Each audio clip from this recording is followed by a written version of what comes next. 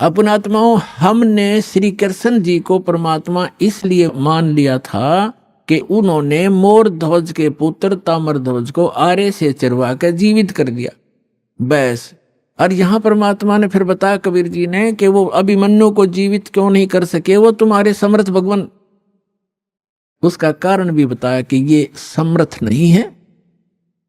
और ऐसी ऐसी तो बहुत से संत भी सिद्धियां रखते हैं जो मुर्दे को जीवित कर सकते हैं, लेकिन उनकी आयु नहीं बढ़ा सकते, किसी सूरत में नहीं बढ़ा सकते। आयु की वृद्धि केवल परमात्मा पूर्ण ब्रह्म कर सकते हैं।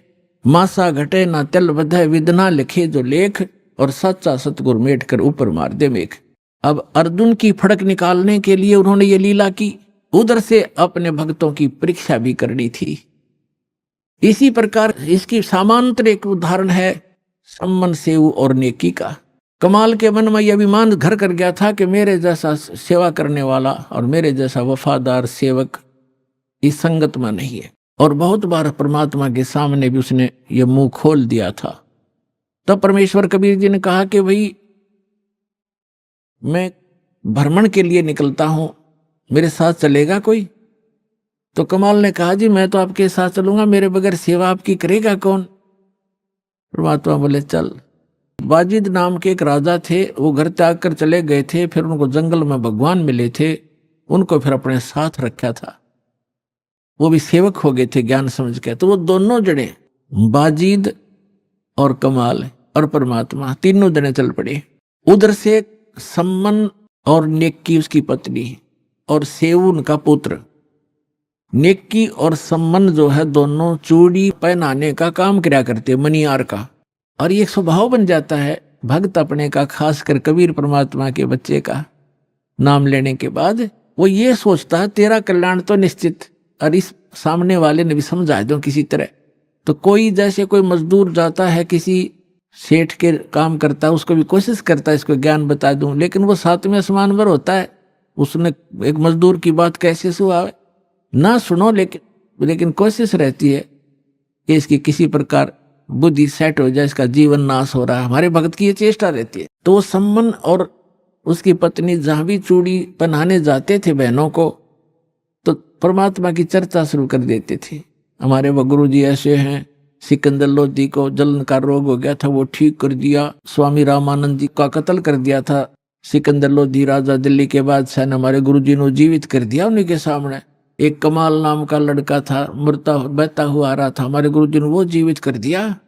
हमारे गुरु जी बड़े सक्षम हैं, नाम लेने से मोक्ष हो जाता है, सदा दुख मिट जाते हैं, यहाँ भी सुख मिलते हैं।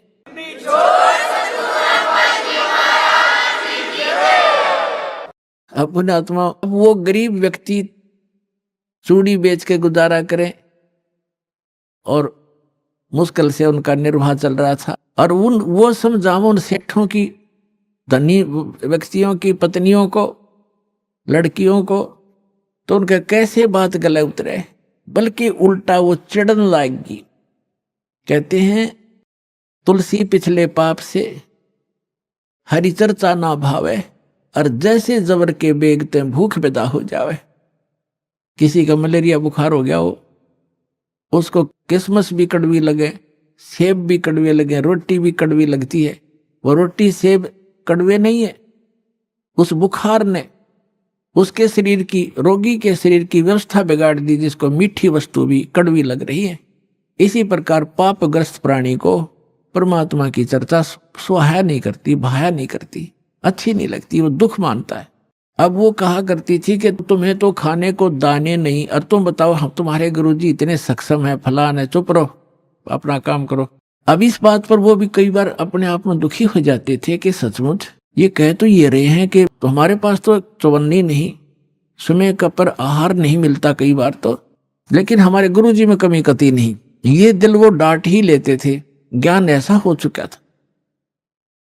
तो पुण्यात्माओं, ये कथाएं हैं, ये आपके लिए गाइडलाइन है। आप जी विचलित ना होना, कुछ भी हो आने दो समय। परमात्मा कहते हैं कल्पे कारण कौन है, कर सेवा नी काम, और मन इच्छा फल देऊंगा जब पड़े मेरे ते काम है। अब लोगों के नहीं सुनना, आपका फर्ज है किसी को समझाने का चेष्टा करते रहो, बताते रहो, एक भक्त कह रहा था कि मेरे ऐसे ऐसे घटना घट गई और ऐसी पशु मर गया एक, और मैं औरों को समझाता हूं तो मुझे कहते हैं बता तेरा क्या लाभ हुआ, हमें तो शिक्षा दे रहा है। तो पुण्यात्मा अध्यात्म ज्ञान धीरे धीरे समझ में आओगे आपके। संसार तो एक आम दंत कथाओं पर आधारित है, और जिन पूजाओं को वो करते हैं उनके बालक तक मर जाते, तब वो कभी चिंतित नहीं होते कि हम ये भक्ति क्यों कर रहे हैं, छोड़ क्यों नहीं देते। इसका कारण ये है, जैसे रोगी दुर्घटनाग्रस्त हो गया और डॉक्टर के पास गया, डॉक्टर क्या करेगा, उसका ब्लड निकल रहा है तो सबसे पहले वो ब्लड रोकेगा। अगर ब्लड सारा निकल गया तो मृत्यु को प्राप्त हो जाएगा। अगर टांग टूट रही है, पीड़ा हो रही है, उसको नहीं छेड़ेगा, पहले सबसे पहले वो ब्लड रोकेगा उसका, ताकि ये रुक जाए और ये इसका जीवन रक्षा हो। वो कह रहा है रोगी खाए मर गया, टांग बहुत पीड़ा कर रही है, वो करती रहे, वो उसकी परवाह नहीं करेगा, पहले उसका जीवन रक्षा करेगा, वो ऑपरेशन करेगा जहां से ब्लड निकल रहा है। अब रोगी रो रहा है कि मेरी टांग टूटी फड़ी है, मुझे बहुत दुख हो रहा, तो कोई बात नहीं, क्या उस डॉक्टर से वो छिपा थोड़ा ही है, उसका नंबर आएगा तब उसको ठीक करेगा। तो इसी प्रकार आपने नाम ले लिया और आपका कोई भयंकर दुख आना था जिससे आपकी जीवन जाना था, तो आपके उस नाम की भक्ति से और आपके किए हुए दान पुण्य से पहले परमात्मा आपकी जीवन रक्षा करेगा, एक्सटेंड करेगा। थोड़ा बहुत घर में हानि हो भी गई उसको फिर पूरा कर देगा, उस समझ क्या देर लगे। तो इस प्रकार आप जी ने परमात्मा के इस अध्यात्म ज्ञान को समझकर इस सफर पर तब चल सकोगे। समाज तो अपने सतर का ज्ञान रखता ही है, उसको उतना ही ज्ञान है, आप चिंतित मत होना, लगे रहना। तो इसी आधार से वो सुनते भी रहते थे, फिर परमात्मा के ज्ञान से दृढ़ रहते थे, फिर भी कहीं ना कहीं जो एक बार नहीं 2 बार सुनाने से चिढ़ जाता था, उसको छोड़कर अन्य को वो सुनाते थे, अपना काम जारी रखा।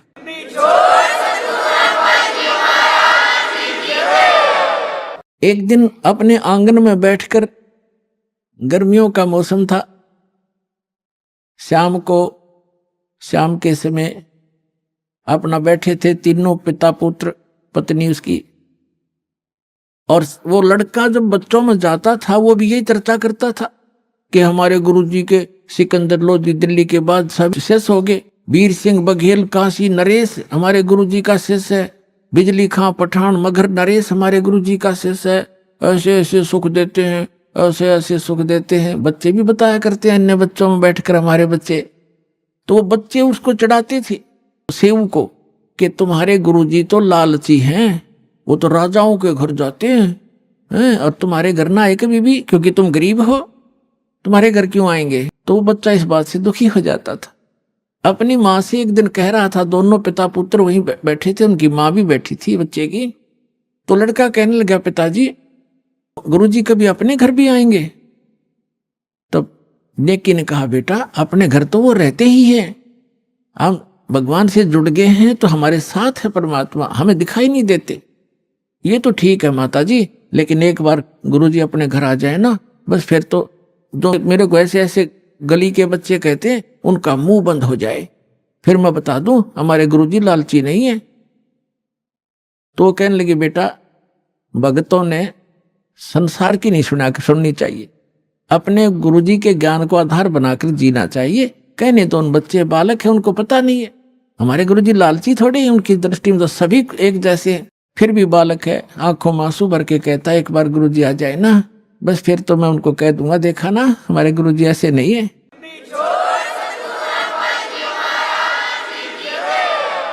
परमात्मा कहते हैं कि मेरे भगत की टेंशन मेरे से देखी नहीं जाती। अब उधर से वो चली पड़े थे, उधर से वो कह रहे थे, इतने में सामने आके दरवाजा बाहर की तरफ खड़े हो गए गेट पे और आवाज लगाई रे सम्मन। नेकी कहने लगी गुरुजी का आवाज नजर आती है। सम्मन कहने लगा गुरुजी कहाँ आएंगे इतनी दूर, हम उनके पास समय कहाँ है, लाखों से उनके कहाँ जाएंगे, आपको वैसे धोखा लगा। इतने में फिर आवाज लगाई रे सम्मन है घर पे। नेकी कहने लगी आवाज तो गुरुजी की है, देखा आंग में बाहर के गेट के सामने झोपड़ी बाहर की एक वैसे बना रखी थी कच्ची ईंट, और थोड़ा सा गेट सा बना रखा था डंडों का लकड़ी का। तो देखा तीनों ने सचमुच भगवान खड़े हैं, 3 जने खड़े हैं, भागे आए नंगे पैरों और खड़े खड़े देख रहे हैं, जैसे स्तब्ध हो गए हो। उनको विश्वास नहीं हो रहा हो कि हम क्या देख रहे हैं आज हमारे इस घर पे, गरीब के घर पे। और परमात्मा आगे उनकी श्रद्धा थी नारी। तब कमाल ने कहा कि गुरुजी को ऐसे खड़ा रखोगे, अंदर भी ले चलोगे, बहुत दूर से चल कर आए हैं। तब वो एकदम सपना सा टूटा, चरणों में दंडोत प्रणाम किया और बैठा दिए झोपड़ी में, थोड़े जैसे भी कपड़े थे फटे पुराने बिछाकर।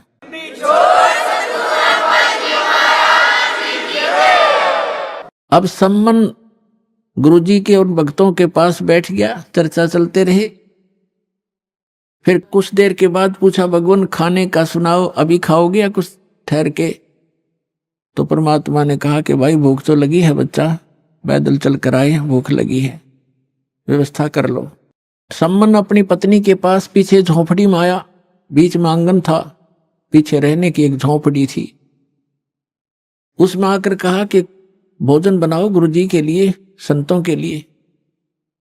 नेकी ने कहा कि आज हमारे घर पर आटा 100 ग्राम भी आटा नहीं है।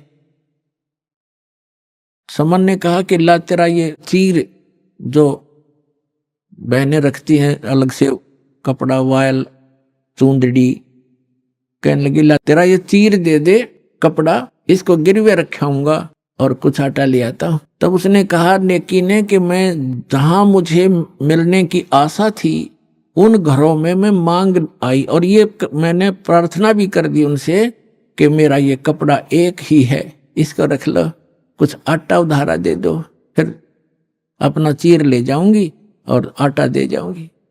तो उन्होंने कहा कि ये फटा हुआ है एक स्थान से, इस कारण से किसी ने इसके बदले में आटा भी नहीं दिया। अब कलेजा पकड़ कर बैठ गया सम्मन, हे भगवान, पहली बार तो गुरुजी आए, मैं कैसा नीच हूं, कैसा दुर्भाग्य हूं। ज्ञान से पता ही उसको लग गया था कि जिसने पूर्व जन्म में पुण्य नहीं कर रखे, जो दान नहीं कर रखा, दान करने वाले को ही धन मिला हुआ होता है। आज जो दान कर रहे हैं उनको आगे धन ही मिलता है। तो वो इस बात से बड़ा चिंतित था, मैं कितना नीच रहा हूं, पिछले जन्म में दान किया नहीं, अब दान योग्य मेरे पास कुछ है नहीं, पिछले जन्म का ऐसा कर्महीन इंसान रहा हूं मैं, आज मैं अपने गुरुजी को भोजन नहीं करा सकता, संतों भूखे जाएंगे मेरे द्वार से। आंखों में आंसू आ गए बुरी तरह। तब नेकी ने कहा कि आप ऐसा करो, चिंता मत करो, कोई यत्न बनाओ, आप रात्रि में चोरी कर लाना और गुरुजी से कह दो भगवान सुबह भोजन कराएंगे, अंतर्यामी सब जान जाते हैं। तो समन ने कहा कि सुबह कहां से लाएंगे, सुबह की कैसे कहूं? तो नेकी ने कहा कि रात्रि में चोरी कर लाओ तुम। अब उसी समय सेऊ कहने लगे, अब लड़का रोज सुना करता माता पिता के मुख से बेटा भूखा रह जावे, पर चोरी नहीं करनी चाहिए। चोरी करने वाला व्यक्ति कभी भी सक्सेस नहीं होता, उसका नाश होया करता है, महाअपराधी व्यक्ति होता है। तो सेऊ कहने लगा कि माता, गुरुजी रोज सत्संग में सुनाते हैं चोरी नहीं करनी चाहिए, और आज मैं आपके मुख से सुन रहा हूं कि चोरी कर ले हम, इससे अच्छा तो हम मर जाएं, वो अच्छा है, भूखे मर जाएंगे, गुरुजी से हाथ जोड़ लेंगे। तब नेकी ने कहा बेटा बात सुन पुत्र, तेरी बात बिल्कुल सही है, चोरी करने वाले का नाश होता ही होता है, विनाश होता है। लेकिन पुत्र हमने इस नगरी में कुछ समय व्यतीत किया है और यहाँ का अन्न पानी हमने खा रखा है। ये बालक हैं नगरी वाले, जानबूझ कर आटा नहीं दे रहे, न 2 किलो आटा, कोई 3 किलो आटा, दुबर होता है इतने बड़े, अरे सेठ हैं ये सारे, पैसे वाले हैं। लेकिन आज ये क्या कह रहे हैं कि तुम रोज डींग मारा करते, बड़ाई करते थे, हमारे गुरुजी ये कर देते, हमारे गुरुजी ये कर देते, आज तुम्हारे गुरुजी पे घर भरवा लो तुम, आज तुम मांगते क्यों फिरते हो, तुम्हारे घर भर देगा भगवान तुम्हारा। इस कारण से भी वो हमें कुछ भी सहयोग देने को तैयार नहीं बेटा। और जय परमात्मा यहां से निराहार चले गए, आग लग जाएगी इस नगरी में। अब तू सोच ले, या नगरी बचानी है या नहीं। तब सेव कहने लगा मां आप जो कहोगे वही करेंगे। और बेटा 3 शेर लाना चोरी करके, हम नहीं खाएंगे, गुरुजी बच्चों भगवानों को खिला देंगे, तो यह नगरी बसी रह जाएगी। इनमें अभिमान छा गया, पैसे का, धन का, इनके अंदर अभिमान है जो इनको नाश कर देगा इनका। तो रात्रि में शाम को कह दिया भगवान सुबह वक्त से भोजन कराएंगे। वो समझ गए कि बेटा जल पिला दे, एक एक गिलास पी के गिलास जल बैठ गए भजन पर। लेटने वाले लेट गए। 12:30 बजे सी रात्रि के दोनों पिता पुत्र चोरी करने चले गए। एक लाला जी के घर में पहले कच्ची ईंटों का मिट्टी के महल मकान होते थे, या छोटी ईंटें होती थी बिल्कुल छोटी छोटी, तो कच्ची ईंटों का वो मकान था। उसमें सुराग कर लिया, ऐसा अंदर प्रवेश कर जा, ऐसे घिसट के। तो सम्मन ने कहा कि बेटा तू बाहर रहना, मैं अंदर जाता हूं, और यदि लाला जी जाग जावे मैं आटा बांध के कपड़े में और बाहर फेंक दूंगा, तू लेके भाग जाना। तब सेऊ ने कहा पिताजी अंदर मैं जाऊंगा, और यदि लाला जी सेठ उठ गए जाग गए तो मुझे पकड़ भी लेंगे, तो मैं बालक करके मुझे माफ कर देगा राजा, और नहीं ये राजा चोरों को माफ नहीं करता, फांसी देता है। और पिताजी आप तो बड़े हो, आपको क्षमा नहीं करेगा। तब सम्मन ने कहा बेटा अगर तेरे को फांसी दे दी तो मैं क्या करूंगा, जी कर, मेरा कहाँ ठिकाना होगा। तब सेव ने कहा नहीं पिताजी ये मेरी अर्ज मानो, और मैं फिर भी बालक हूं, मुझे क्षमा हो जाएगी, मैं जाता हूं। यूं कहकर वो घुस गया। तब सम्मन ने कहा बेटा 3 शेर से ज्यादा नहीं लाना। अब जो ही उसने अंदाजा सा आटा निकाला, अपने फटे पुराने कपड़े में बांधा, चलने लगा, तो एक तराजू रखी थी तखड़ी, उस पर पैर रख गया, आवाज होगी जोर से, लाला उठ गए, और चोर चोर करके जो ही सेव निकलने की चेष्टा कर रहा था उसका पैर पकड़कर घसीट लिया वापस, और उसने आटा बाहर फेंक दिया। पिताजी आप ले जाओ, मुझे बनिए ने पकड़ दिया। अब वो आटा लेकर भाग गया। उधर से लाला जी ने उसको बांध दिया रस्सी से, थांब के खंबे के अंदर मकान के, और पूछा कौन है तू, किसका है। उसने सच्ची बता दी, मैं ऐसे सम्मन मनियार का लड़का हूं, सेव मेरा नाम है। और कहा कि लाला जी इतना गुस्सा क्यों हो रहा, 3 शेर आटा लिया हमने, हमारे घर हमारे गुरुजी आए थे, उनको भोजन कराना अनिवार्य था, हमारे घर पर था नहीं, इतनी सी बात, हम चोर नहीं है। अच्छा वो तुम्हारे गुरुजी आए हैं, ठीक है अब समझ गया मैं, वो चोरी कराने आते हैं, वो इसीलिए आते तुमसे चोरी कराते हैं और बात बनाते हो बड़ी बड़ी। अब सेव ने सोचा या और बात बिगड़ गई, अब गुरुजी को और सजा दिवाओगा ये, राजा से कहकर उधर से आटा लेकर पहुंचा। सम्मन उसकी नेकी ने पूछा कि बेटा कहाँ है, कि वो तो बनिए ने पकड़ लिया। अब नेकी के मन में कैसी प्रेरणा आई कि ये तो बात बिगड़ गई, लड़का पहचान में आवेगा और पुलिस वाले हमारे घर आएंगे, अभी आ लेंगे घंटे भीतर, और गुरुजी को पकड़ेंगे और कहेंगे कि ये कराता है चोरी, ये कराता है, ये कभी चोरी नहीं करते थे, आज ये आया है तो इसने चोरी कराई है, और गुरुजी को दंडित करवाएगा सेठ। तो नेकी ने जैसे उनकी बुद्धि ने काम किया कि आप जाओ लड़के का सिर काट लो, किसी प्रकार बुला बुलू के, और बाहर सिर निकलवा लेना, और सेठ से कहना कि छोड़ना मत, रस्सा बांधे रख, 2 बात बतलानी है। और लड़के की शीश ने काट लिया, और फिर सेठ उसको घर नहीं रखेगा, वो अपनी जान बचाएगा, 302 के मुकदमे से बचेगा, और वो उसको कहीं और डालाएगा, फिर तुम 100 उठा लाना।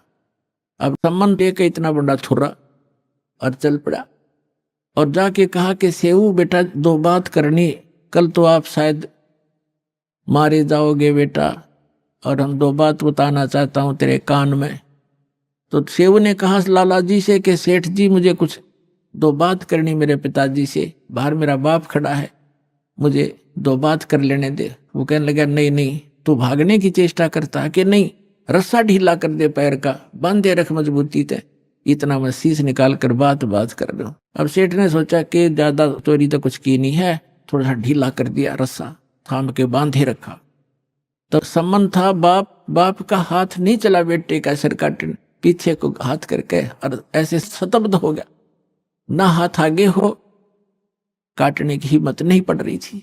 तब सेऊ ने कहा पिताजी बात सुन, यदि आप मेरे पिता हो, मैं आपका अंश हूं, तो आज मेरी बात को मानना पड़ेगा, नहीं तो मैं आपका बेटा नहीं हूं, किसी गैर की संतान हूं। आज मेरा सिर काट दे पिताजी, ना गुरुजी का कोई ठिकाना नहीं है आज। इतनी बात सुनते ही सम्मन ने एकदम मारी वो तलवार, और लड़के की गर्दन काट के बालों से पकड़ कर लेकर चल पड़ा। अब सेठ को पता चला ये तो नाश हो गया, बात बिगड़ गई, ये 302 का मुकदमा 13 लगेगा। उसने उस लड़के को घसीट कर दूर बनी में जाकर, एक पजावा था, पजावा जैसे बदानी भट्ठे होते, उनके खड्डों में गिराया, और जो सुराख बनाया था उसको बना के वैसा ही लीप लाप कर रेत रात मार के ऐसा कर दिया जैसे कुछ हुआ नहीं यहाँ पर। अब नेकी ने कहा कि अब ऐसे कर, इस सिर को रख दे यहाँ अलमारी के अंदर छुपा के, और वापस जाओ, लड़के के चिन्ह पाओगे, घसीटा हुआ लेकर जाएगा सेठ, कहीं डाल के आया होगा, वहां से भी उठा लाओ, क्योंकि मर्डर कहीं पता लग गया तो फिर सारा बात फैल जाएगी और पहचान होगी। अब सेव कुछ देर आया, फिर वापस गया, इसमें काफी घंटा सारा लग गया। इतने में सेठ अपना उसको डाल के सारा काम करके आराम से बैठ गया। वहां जाकर देखा जहां उसके निशान जा रहे थे घसीट के, उन चिन्हों के साथ साथ जाकर बच्चे को उठा कर लाके और अंदर के कोठे में डालकर कपड़े बोरी बारी से ढक दिया कि गुरुजी चले जाएंगे, उसके बाद बच्चे का अंतिम संस्कार कर देंगे। अब उधर से भोजन बढ़ाया, लड़का कटा पड़ा है, इकलौता पुत्र की गर्दन कटी पड़ी है, वो कत्ल हुआ पड़ा है, और माँ रोटी बना रही है गुरुजी के लिए। भोजन बना के और कहा सम्मान से कि बुलाओ महात्मा जी को, गुरुजी को जल्दी भोजन करा देंगे, फिर ये प्रस्थान कर जाएंगे वक़्त से। सुबह 5 बजे भोजन करा दिया, 4:30 बजे बना दिया। महात्मा जी उठे, सबने, परमात्मा उठे, उनके 3 पात्रों में, 3 दोनों में भोजन डाल दिया, सारा जितना बना रखा था। परमात्मा ने कहा भाई ऐसे करो, इसको 6 दोनों में डालो, 3 तुम हो 3 हम हैं। तब समन ने कहा महाराज जी हम तो फिर खा लेंगे, आप खाओ। नहीं, परमात्मा बोले प्रसाद बनाएंगे भाई प्रेम, और सब खाओगे, बैठ जाओ। अब वो दोनों बैठ गए, उन्हें 5 पात्रों में कर दिया उसको। परमात्मा ने कहा 6 में कर भाई। अब वो 6 में कर दिया, 5 बैठ गए खाने के लिए अपने अपने सामने रख के, और यूं नहीं बताना चाहते कि लड़का ऐसे हो गया। अब वो ये सोच रहे थे गुरुजी पूछेंगे तो बतावांगे, हम जिक्र भी नहीं करना चाहते, और पूछेंगे तो कह देंगे जी कहीं खेलने चला गया होगा। वो तो अंतर्यामी थे, कहाँ पूजना था उन्होंने। तब कहा कि आओ सेव जीम लो, ये प्रसाद प्रेम, बेटा शीश कटते हैं चोरों के और सादा को नितक सेम। कहते हैं सेव धड़ पे शीश चढ़ा, वो बैठा पंगत मां, और नई निशानी गर्दन कहियो ओ सेव उकना। बोलो सतगुरुदेव।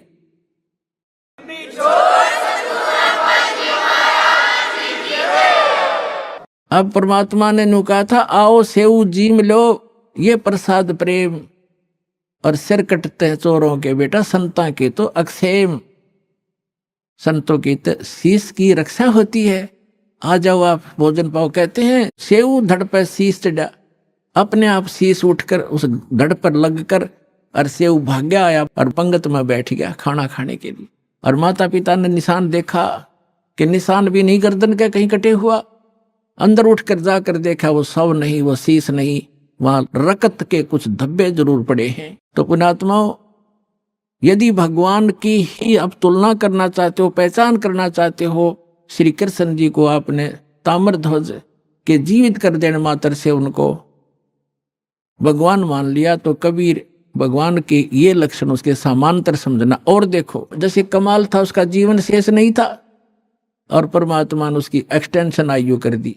अब उस दिन कमाल के हृदय में धक धक हुई और चरण पकड़ दिए, ने बोले भगवान। परमात्मा ने कहा तू कह रहा था ना मेरे जैसा कोई सेवक नहीं, तूने सेवक तो देखे नहीं थे बेटा। कमाल भी शतब्द हो गया, नु कहने लगा भगवान सचमुच मैं तो इनके चरणों की धूल भी नहीं था।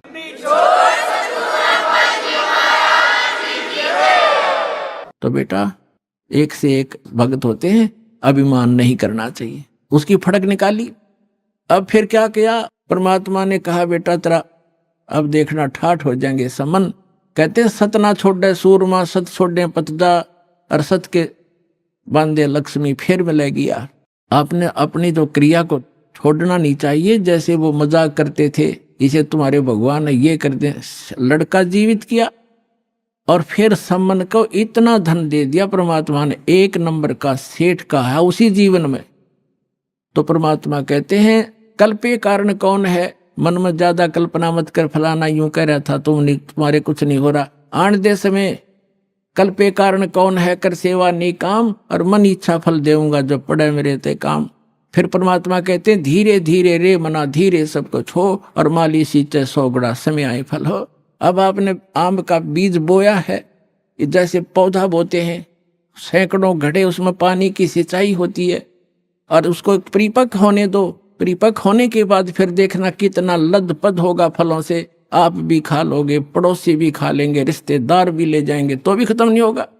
तो ये भक्ति, यथार्थ भक्ति रूपी पौधा आज आपने लगाया है, इसको कुछ समय दो और फिर देखना कितने सुख देगा ये कबीर भगवान आपको। बोलो सतगुरुदेव।